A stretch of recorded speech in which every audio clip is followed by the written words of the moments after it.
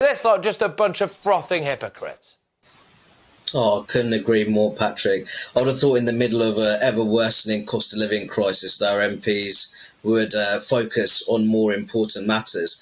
And as you say, some of the signatories of this letter condemning Jeremy Clarkson's, in my view, terrible piece, if truth be told, include MPs that have a history of threatening behaviour themselves.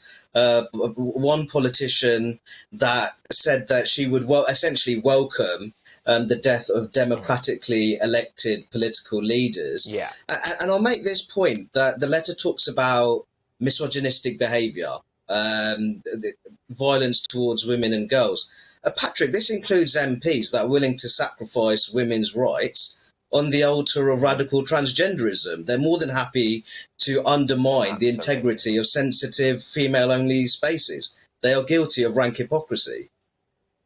Yeah, absolutely. And isn't it remarkable as well they choose to pipe up on this particular issue? Look, like I've said before, a load of people in this country do hate Meghan Markle on a cellular level. It's their right to do so. And it's got nothing to do, in my opinion, with race whatsoever. It's got to do with the fact that I think, personally, she comes across incredibly poorly and sometimes behaves, well, like someone who I think courts a lot of attention and has done a lot to try to really damage the monarchy and therefore the fabric of this nation. You're perfectly entitled to have views about someone like that. Why is it that these MPs, the likes of Claudia Webb, is piping up on this issue, but they're very, very quiet on other big issues that the Labour Party has to deal with, things like grooming gangs, which we're going to be talking next? Why are they picking and choosing?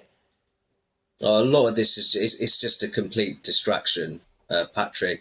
As you say, many people will portray Britain as a fundamentally racist country and that Meghan Markle is a victim of structural racism or institutional racism at Buckingham Palace. The reality of the matter is, I watched the docu-series, all 6 episodes, unfortunately. I've never heard so much nonsense in my life. The royal family, especially the late Queen Elizabeth II and our current head of state, King Charles III, these are pro-diversity figures. The late Queen was a champion of interreligious dialogue in modern-day Britain. King Charles III referred to Britain as a community